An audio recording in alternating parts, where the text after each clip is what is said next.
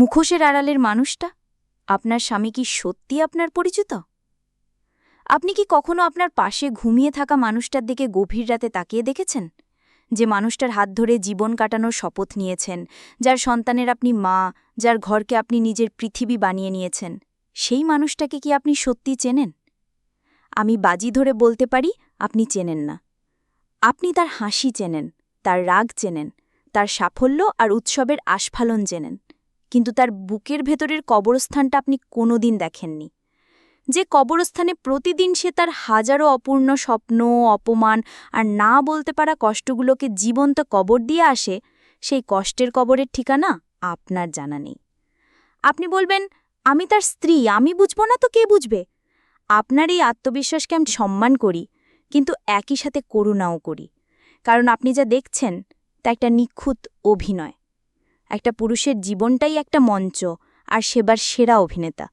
যে অভিনয়ে তাকে শেখানো হয়েছে, পুরুষ কাঁদে না, পুরুষ ভাঙে না, পুরুষকে পারতে হয়। এই পারতে পারার অদৃশ্য খাঁচায় বন্দী জীবন্ত লাশটার নামই বিবাহিত পুরুষ।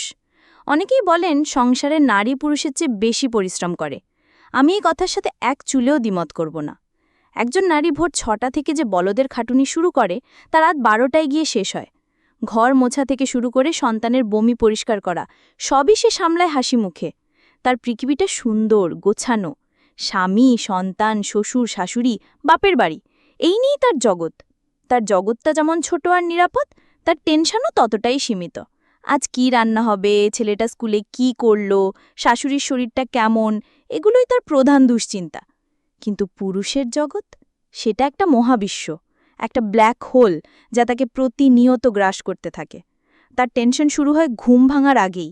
বাড়ি ভাড়ার টাকা, বাচ্চার স্কুলের মাইনে, স্বামীর শখের শাড়ি, বাবা মায়ের ওষুধের খরচ, বোনের বিয়ের চিন্তা, বাজারে আগুন লাগানোর দাম, এইসব কি আপনার রান্নার চিন্তা বা শাশুড়ির অসুস্থতার চিন্তার সাথে তুলনীয়? নারী যখন নিশ্চিন্তে ঘুমায়, পুরুষ তখন ছটফট করে বিছানায়। তার মাথায় তখন ঘোরে অফিসের বসের ঝাড়ি, ব্যবসার লোকসান, মাসের শেষে ইএমআই-এর চাপ। নারী পরিশ্রম করে শরীরে, আর পুরুষ পরিশ্রম করে তার আত্মায়।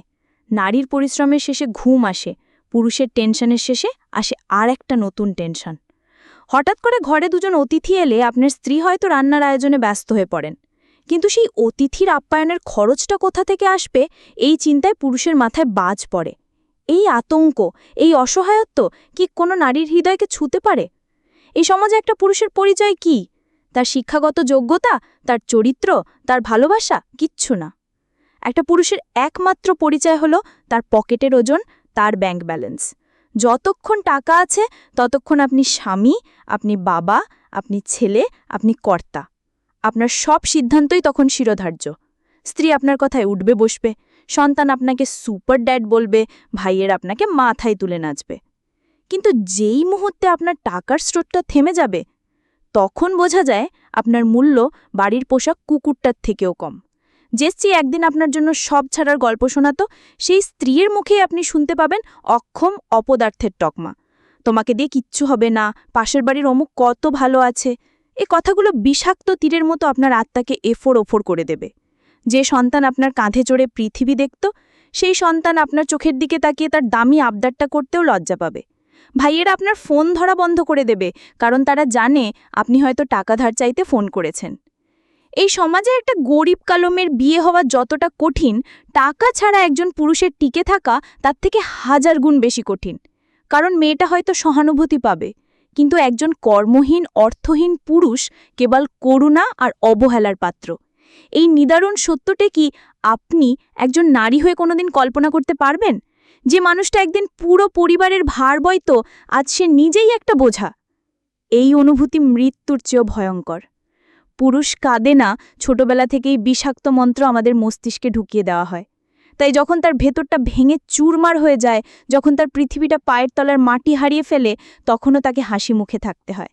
সে চিৎকার করে কাঁদতে পারে না, কারণ তাতে পৌরস্য চলে যাবে। সে কারো কাঁধে মাথা রেখে বলতে পারে না, আমার আর ভালো লাগছে না, আমি আর পারছি না। যখন হাড়ভাঙা পরিশ্রমের পর ঘরে ফিরে সে তার প্রিয়তমা স্ত্রীর কাছ থেকে একটুখানি শান্তি খোঁজে, আর বদলে পায় অবহেলা আর অভিযোগের তালিকা, তখন তার ভেতরটা নিঃশব্দে মরে যায়।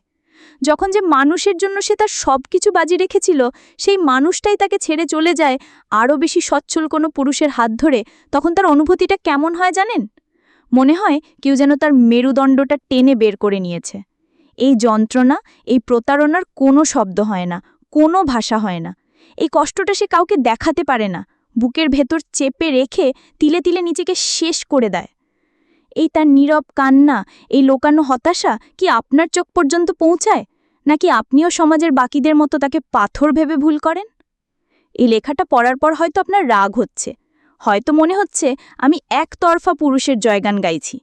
কিন্তু সত্যিটা হলো আমি কোনো পুরুষের জয়গান গাইছি না। আমি সেই জীবন্ত লাশটার পোস্টমর্টেম রিপোর্ট আপনাদের সামনে তুলে ধরছি, যে লাশটা প্রতিদিন আপনার পাশে হাঁটে, চলে, কথা বলে। একজন পুরুষের কষ্ট নাকি অন্য পুরুষও বোঝে না, সেখানে একজন নারী কি করে বুঝবে? এবার আপনিই বলুন, আজ রাতে যখন আপনার স্বামী বাড়ি ফিরবে, তার ক্লান্ত মুখের দিকে তাকিয়ে কি আপনি শুধু তার সারাদিনের পরিশ্রমটা দেখবেন, নাকি তার ভেতরের যুদ্ধক্ষেত্রটাও একবার দেখার চেষ্টা করবেন? তার নীরবতার অর্থ খোঁজার চেষ্টা করবেন, নাকি যথারীতি জিজ্ঞাসা করবেন, আজ বাজার থেকে কি এনেছ? সিদ্ধান্ত আপনার। হয় আপনি সারা জীবন একজন অভিনেতার সাথে ঘর করবেন, অথবা একবারের জন্য সাহস করে তার মুখোশটা খুলে তার ভেতরের ভগ্নস্তূপ মানুষটাকে ভালোবাসার চেষ্টা করবেন। পারবেন কি?